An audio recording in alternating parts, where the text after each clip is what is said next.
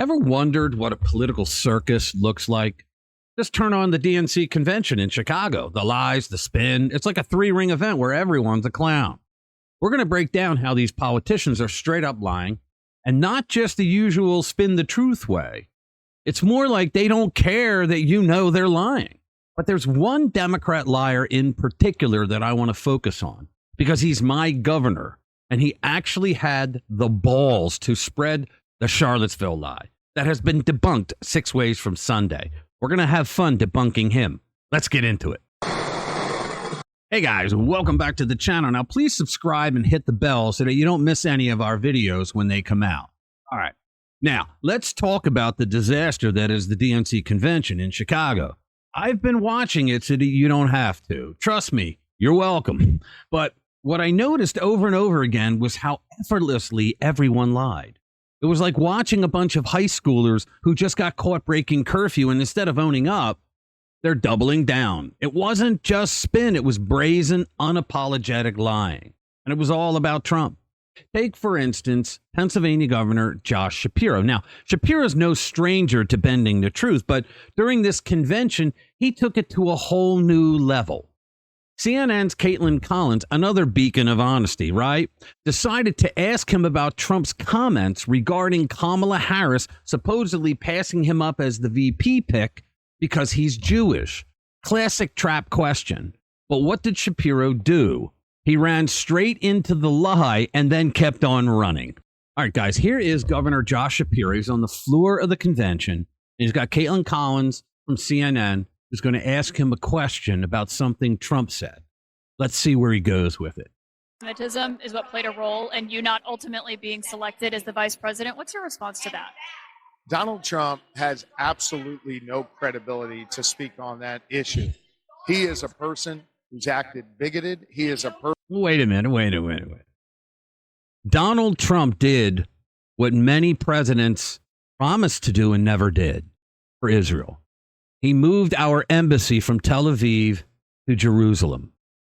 The prime minister at the time, Benjamin Netanyahu, said that Israel has no greater friend than Donald Trump for what he did. Donald Trump's daughter and husband are Orthodox Jews. They are raising his grandchildren as Orthodox Jews. Donald Trump was responsible for getting the Abraham Accords passed, which caused a lot of Muslim countries willing to do business with Israel. So I think Donald Trump is able to talk about that. And because Shapiro is Jewish doesn't mean he has a monopoly on the subject of Jews. Person who spreads hate, and he is a person who routinely divides people in this country. Listen, when folks marched in Charlottesville and quite literally said with tiki torches in their hand, Jews will not replace us, what did Donald Trump say? He said there are good people on both sides. There were not good people on both sides. The problem, Josh, is that Trump never said that. He said very fine people on both sides, but he specifically condemned 2 hate groups. He did. And I'm going to play the video for you showing it. The fact of the matter is Shapiro claimed Trump's remarks were some kind of coded anti-Semitism while conveniently ignoring that Kamala Harris's biggest fans include groups linked to, you guessed it, Hamas. Yep, those guys. The people whose idea of a good time involves rockets and tunnels. But Shapiro doesn't care about that. He's more interested in pushing a narrative, even if he has to stretch the truth so thin that you can see through it. So Shapiro just told one of the biggest, most known debunked lies about Trump, and there are many, to the entire DNC audience. And I have it upon good authority that all 3,000 of them were watching. The biggest lie that keeps getting dragged out by these people is the Charlottesville lie. It's the one that Joe Biden used to launch his 2020 campaign, claiming that Trump called neo-Nazis and white nationalists very fine people. Never happened. Yeah, you have liberals that say, oh, we heard him say it with his own words. No, you didn't. It's been debunked so many times that you think they'd finally let it go, but nope. They trotted it out again at the convention this week like it's brand new. Biden's been corrected on this lie more times than he's forgotten where he is, which, let's be honest, is really saying something. Now, Caitlin Collins should really be ashamed of herself because she did not correct Shapiro while he was blathering on about the Charlottesville lie. Two of her colleagues, Jake Tapper and Dana Bash, both corrected that lie on their shows, pointing out that Trump condemned both groups. And all Caitlin could do is smile and nod like Shapiro was giving the greatest dissertation of his lifetime. So, what you're about to see is Donald Trump condemning both hate groups. So the next time you hear a Democrat pull the Charlottesville lie, you know that you're looking at a liar. Well, I do think there's blame. Yes, I think there's blame on both sides. You look at both sides. I think there's blame on both sides, and I have no doubt about it, and you don't have any doubt about it either. And if you reported it accurately, you would say. Charlottesville. They showed up in Charlottesville to protest. Excuse me. They didn't put themselves down as you, and you had some very bad people in that group. But you also had people that were very fine people on both sides. You had people in that group. Excuse me. I saw the same pictures as you did. You had people in that group that were there to protest the taking down of, to them, a very, very important statue. Robert E. Lee. And the renaming of a park from Robert E. Lee to another name. Here it comes. No, George Washington was a slave owner. Was George Washington a slave owner? Mm-hmm. So will George Washington now lose his status? Are we going to take down, are we going to take down statues to George Washington? How about Thomas Jefferson? What do you think of Thomas Jefferson? You like him?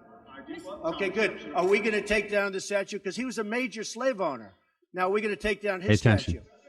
So you know what? Right here. It's fine. You're changing history. You're changing culture. And you had people, and I'm not talking about the neo-Nazis and the white nationalists, because they should be condemned totally. But you had many people in that group other than neo-Nazis and white nationalists, okay? And the press has treated them absolutely unfairly. Now, in the other group also, you had some fine people, but you also had troublemakers, and you see them come with the black outfits, talking about Antifa, with the helmets, and with the baseball bats. You had a lot of bad people in the other group too. So we had Josh Shapiro, the governor of Pennsylvania, making claims that Trump is a bigot, that he divides people all the time and spreads hate all the time. And then he went into the Charlottesville lie that didn't give him any credibility. What's really going on here, I think, is what psychologists call an extinction burst. An extinction burst is when you don't get the desired result, even though you did what you were supposed to do. For example, you go up to a soda machine. You know that if you put money in the machine, you get to push a button and the soda comes out. So what happens when someone puts the money in, they push the button and they don't get a soda? A lot of times they kick the machine, don't they? They get angry because they did their part. The contract was, hey, I put money in, push a button, you give me a product, and you didn't get it. Well, this is what happens to the Democrats. The Democrats keep pushing the same old playbook. Label your opponent as a racist, a bigot, a monster, but it's not working anymore because Trump refuses to play their games, and he has them losing their minds. And the convention is proof of it. I mean, think about it. They called him a liar, a bigot, a fascist, all the usual names that most Republicans would cower at their feet for, right? And he just looked at him and said, you're an ass, get out of here, right? He doesn't play that game, and they just get crazier and crazier. Some people think that's what caused Trump derangement syndrome. Shapiro's performance at the convention wasn't special.